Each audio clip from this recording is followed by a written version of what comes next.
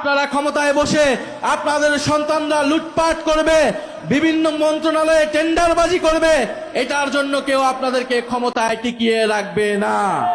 তোমাদেরকে ভোট দিয়ে ক্ষমতায় বসানো হয়েছে দুর্নীতি এবং লুটপাট করার জন্য নয়, জনগণের নিত্য প্রয়োজনীয় দ্রব্য যাতে সরবরাহ করতে পারো, তেল গ্যাস যাতে সরবরাহ করতে পারো, সেজন্য তোমাদেরকে ক্ষমতায় বসানো হয়েছে। ফলে এই সরকার জনগণের সরকার না, এই সরকার হচ্ছে বড় বড় দুর্নীতি মাফিয়া ব্যবসায়ীদের সরকারে পরিণত হয়েছে। তো এই সরকারকে আমরা একটা প্রতারক সরকার বলতে পারি, একটা বিশ্বাসঘাতক সরকার বলতে পারি, যারা এই দেশের জনগণের সাথে জুলাই গণ অভ্যুত্থানের সাথে হাজারো শহীদদের সাথে প্রতারণা করে ক্ষমতায় এসেছে।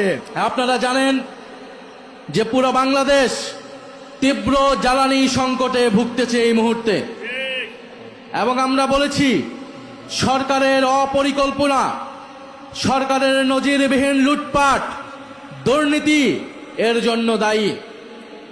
তারেক রহমান বর্তমান সরকার প্রধান, উনি যখন দেশে এসেছিলেন, প্রথম দেশে এসে কি বলেছিলেন আপনাদের মনে আছে? উনি এসে বলেছিলেন যে আই হ্যাভ এ প্ল্যান। ওনার কি আছে? একটা প্ল্যান আছে। তো এই প্ল্যান আপনারা 5 মাসে 6 মাসে দেখছেন? পুরা বাংলাদেশ কিন্তু তারেক রহমানের প্ল্যান দেখে ফেলেছে।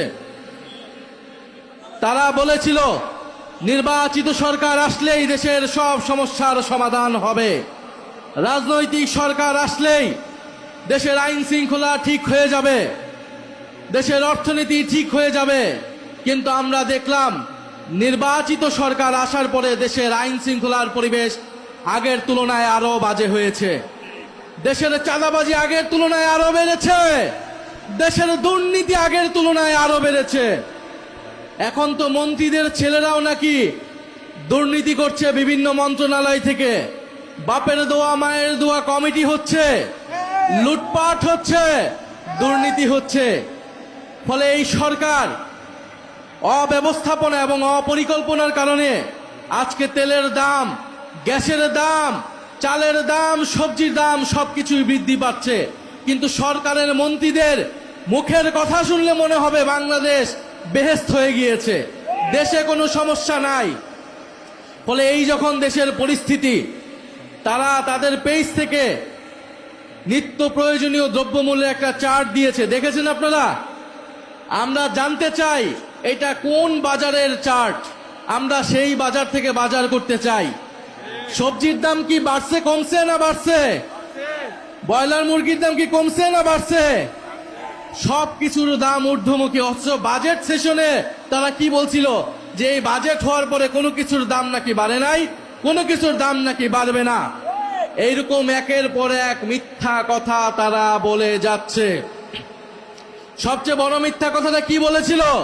নির্বাচনের সময় বলেছিল গণভোটে আপনারা হ্যাঁ ভোট দিন, জুলাই সনদ আপনারা বাস্তবায়ন করুন।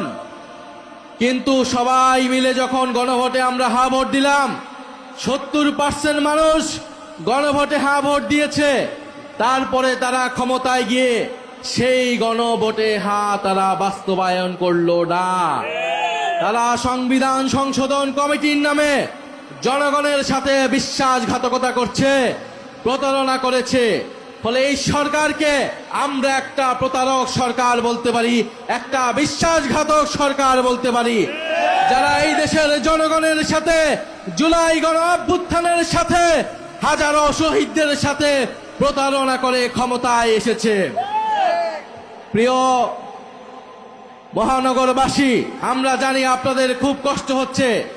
বাংলাদেশের ইতিহাসের লোডশেডিং এর ইতিহাসের রেকর্ড ভেঙেছে এই সরকার মাত্র 5 মাসে।